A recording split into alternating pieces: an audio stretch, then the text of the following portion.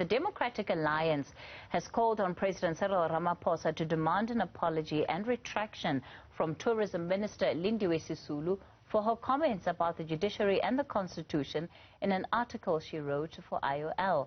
The DA also called on the minister to appear before Parliament's Ethics Committee, while Themba Godi, the former chairperson of the SCOPA committee in Parliament, also wanting to get his shot at this conversation. Mr. Godi, good evening. Thanks for your time. What do you make of it all? Well, I think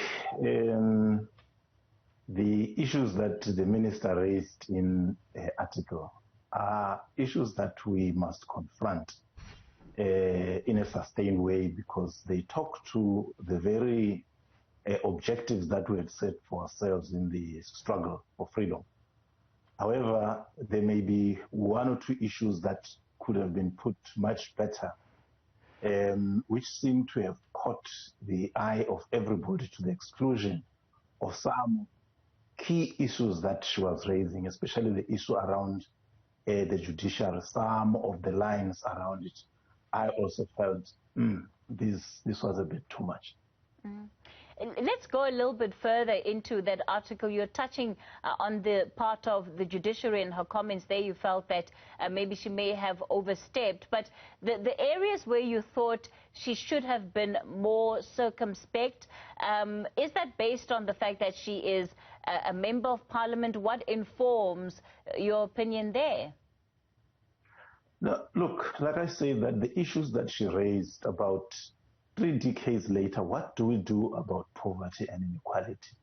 The issue of leadership, the issue of the constitution, the need to transform the judiciary. These are matters that we must, talk to. But, when she says that the top echelons of our judiciary is manned by mentally colonized Africans, with a worldview and a mindset of the dispossessors, I thought that was no longer a criticism. It had stepped over a bit. And so it clouded the essence of the need to transform almost everything in our society for the betterment of our people. So I felt that part, it was a bit too much.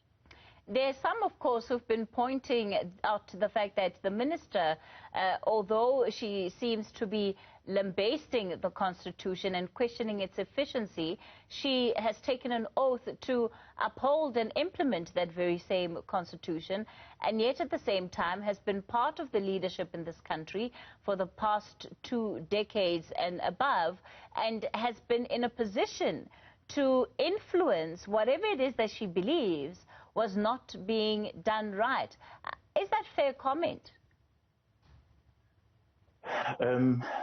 Parts fair. I think there's one element that is a little unfair, because the very same Constitution guarantees, freedom of speech, and it has a clause that requires Parliament to review it on an annual basis.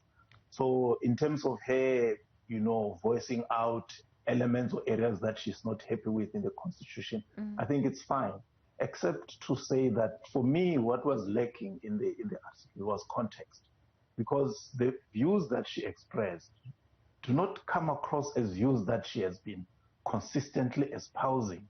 Remember, in Newzroom, she was contesting to be President Ramaphosa's deputy, and so when you look at the article, it's almost like Saul on the road to Damascus. So for me, the context would have been, this is how I've always viewed things, but after a careful analysis, this is what I think now, so that you don't have the accusation that, but look, you have been part of this leadership, you have been praising the Constitution, in the past you were praising the judiciary, and then all of a sudden you come from the totally opposite position. Is this opportunistic? Is this principled? Does this have anything to do with the upcoming ANC Congress? So people are at rest and they are able to look at your inputs relaxed and comfortable in the knowledge that maybe you are contributing to the voices that some of us have been pushing, that we need change, we need fundamental change, and we need it quick. You raised an important issue that some of the things that are pointed out are really truths that we live with on a day-to-day basis, including poverty in this country. Do you think that conversations like this do much and to help us move forward, but to also help us on what it is that we are not doing right as a country, that we need and can change to help move society forward? And I say that because it ultimately now has turned into a political mudslinging game. No, very true, to which I thought it was not so advisable for the acting Chief Justice to have jumped into with a press conference. But to your question, I fully agree.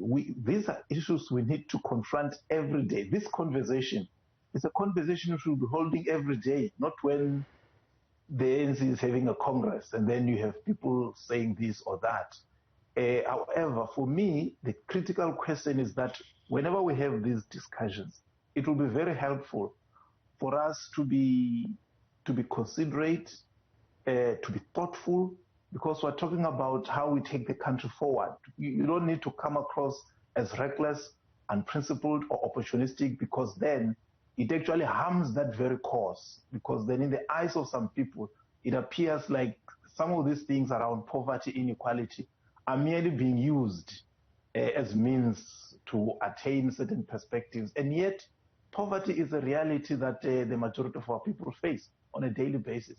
Inequality is a scourge which has actually been enhanced by the policies of the ANC since 1994. So it is not some part-time discussion that we must have.